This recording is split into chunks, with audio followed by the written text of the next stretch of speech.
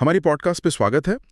यार आज इस कैफे में बैठ के आराम से कॉफी पीते हुए अगर एक सेकंड के लिए हम बाहर सड़क की तरफ देखें तो लगता है ना कि दुनिया कितनी ज्यादा क्रेजी स्पीड पे चल रही है। सब अपनी धुन में भाग रहे हैं। हाँ बिल्कुल। शोर इतना ज्यादा है कि कान फट जाएं। सब आसपास फिजिकली टकरा रहे हैं, कॉन्स्टेंटली एक भागम भाग मची हुई है हर जगह। एग्जैक्टली। और ऐसी स्पीड में किसी के पास रुकने का टाइम ही नहीं है। पर आज हम एक ऐसा डीपली रिफ्लेक्टिव टॉपिक लाए हैं जो इस शोर को बिल्कुल रोक देगा। आज हम a gentle reminder by Bianca Sparacino बारे में डिस्कस करने वाले हैं। और ये सीरियसली कितना जरूरी टॉपिक है। मतलब जिंदगी की इस तेजी और इस एक्सट्रीम केओस के बीच कितना जरूरी है एक पल के लिए रुकना और अपनी खुद की आवाज सुनना। वही व्हाट हो खुद की आवाज। आई मीन आजकल लाइफ की स्पीड और शोर में पॉज लेना तो बेसिकली इम्पॉसिबल सा लगता है। सुबह उठते ही फ़ोन के नोटिफिकेशंस बजने लगते हैं, फिर ऑफिस की डेडलाइंस। आवाज़ सुनने का टाइम किसके पास है? वही तो सबसे बड़ी प्रॉब्लम है। मतलब इंसान जानबूझकर इस शोर को एक मास्क की तरह यूज करता है। हम अपने अंदर के केओस को फेस ही नहीं करना चाहते हैं। मास्क की तरह? ओ यू मीन हम बेसिकली खुद को डिस्ट्रैक्ट कर रहे होते हैं अपने आप से बचाने के लिए। हाँ, बिल्कुल सही समझे। ऑथर कहते हैं कि लोनलीनेस का मतलब अकेला होना नहीं है, बल्कि भीड़ में अकेला महसूस करना है।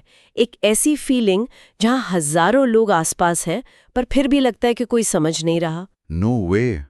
तो बेसिकली हम सब अकेले हैं पर उस अकेलेपन में एक दूसरे से जुड़े हुए हैं। ये थोड़ा कॉन्ट्रडिक्टरी नहीं हो गया? पैराडॉक्सिकल लगता है पर यही रियलिटी है। मतलब हर एक इंसान इस सोसाइटी में यही आइसोलेशन का बोझ उठा रहा है।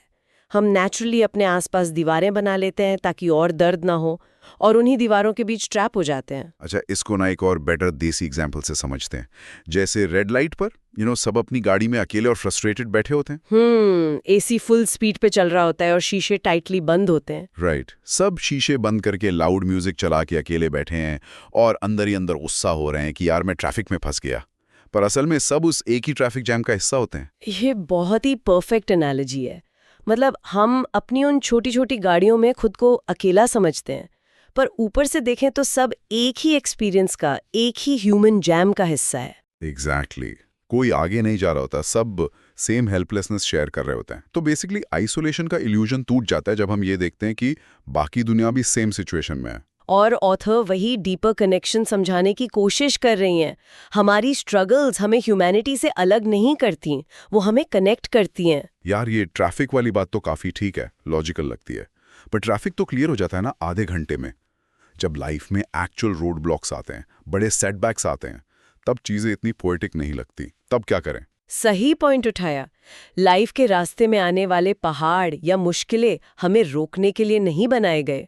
राइटर ने एक कमाल की बात कही है कि चैलेंजेस हमें स्ट्रॉन्ग बनाने के लिए होते हैं, वो हमारी टेस्टिंग करते हैं। यार ये थोड़ा मुश्किल है, इजी कहाँ के बताओ। जब कोई बिल्कुल रॉक बॉटम पे होता है तब तो सिर्फ डर और हार फील होती है, वहां स्ट्रेंथ कहाँ से आई? ये ह्यूमन नेचर है, डरना। पर बुक में इस चोट को समझाने के लिए पेड़ का यानी ट्रीज का बहुत अच्छा एग्जाम्पल दिया है। पेड़ का सेटबैक से क्या कनेक्शन है? मतलब जैसे पेड़ की रूट्स जमीन के अंदर डीपली और साइलेंटली उगती हैं। ऊपर से भले ही पत्ते झड़ गए हों, पेड़ बिल्कुल बहरे और वीक दिख रहा हो। पतझड़ का मौसम जैसा। बिल्कुल। बाहर से कुछ ग्रोथ नहीं दिखती, पर एग्जैक्टली उस अंधेरे और साइलेंट वक्त में वो रूट्स खुद को जमीन में और डीपली एंकर कर रही होती हैं। वैसे ही इंसान की ग्रोथ इनविजिबल होती है। Oh wow. तो बेसिकली हमें लगता है कि हम कंप्लीटली टूट चुके हैं, पर एक्चुअली हमारी फाउंडेशन स्ट्रांग हो रही होती है। हाँ, हर ठोकर अंदर से मजबूत बनाती है। दर्द उस साइलेंट ग्रोथ का बाय प्रोडक्ट है। अच्छा, जैसे क्रिकेट में अगर कोई बैट्समैन 0 पे आउट होता है तो वो नेट प्रैक्टिस में और पसीना बहाता है और अगली मैच में सेंचुरी मारता है। उसके स्कार्स उसको टफ बनाते हैं, राइट? ये लॉजिक सोसाइटी में बहुत कॉमन है। हाँ, फेल होके और जोर से वापस आना ताकि लोग तालियां बजाएं और हम अपना वर्थ सोसाइटी को प्रूव कर सकें। और यहीं पर हमारा सबसे बड़ा सोशल इल्यूजन सामने आता है। हमारी अहमियत यानी हमारी वर्थ, हमारी अकम्प्लिशमेंट्स, टारगेट्स या दूसरों के अप्रूवल से तय नहीं होती। Wait, what? बिना कुछ ज्यादा अचीव किए? दुनिया तो मार्क्स और सक्सेस पर चलती है। हम तो बचपन से यही सुनते आए हैं कि फर्स्ट आओगे तो वर्थ है, ट्रॉफी लाओगे तो पेरेंट्स प्राउड होंगे। यही इल्यूजन है जो हमें और कुछ बनना सिखाता है। राइटर बताती हैं कि सिर्फ इस दुनिया में होने से ही हम वर्दी हैं। हम जैसे हैं we are already enough. Seriously, तो बेसिकली हमारा एग्जिस्ट करना ही बेसिकली हमारी वर्थ है, बिना किसी अचीवमेंट की कंडीशन के। हाँ, हमारे अंदर यूनिवर्स की एनर्जी और प्यार हमेशा मौजूद है। उस नेट प्रैक्टिस में जाकर पसीना बहाना गलत नहीं है, पर वो इसलिए नहीं होना चाहिए क्योंकि सोसाइटी को वर्थ प्रूफ करनी है। वर्दीनेस अनकंडीशनल है। यार ये तो बहुत लिबरेटिंग थॉट है। ऐसा लग रहा है जैसे किसी ने कंधे से 50 किलो का बोझ उतार दिया हो।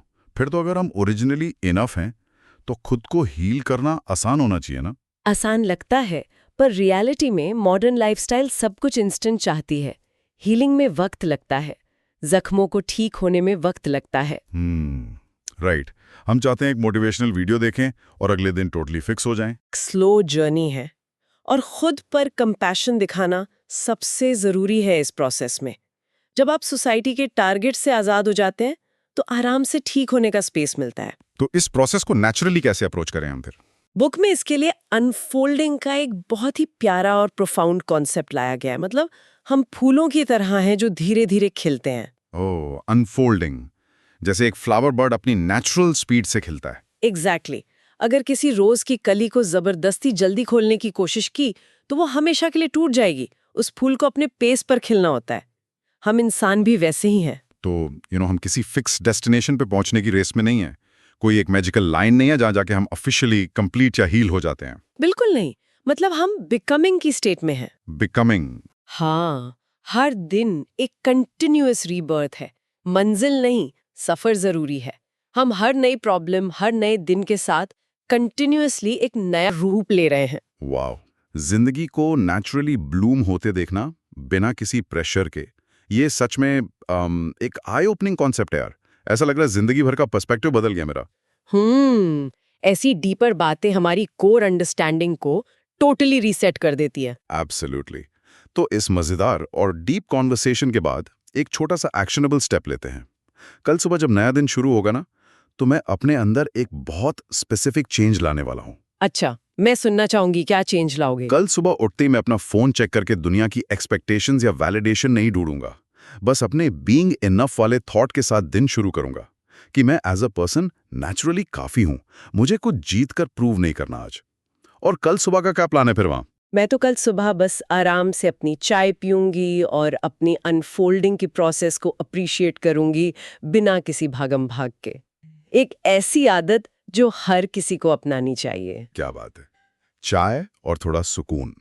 इस परफेक्ट थॉट के साथ इस आज की पॉडकास्ट से विदा लेते हैं।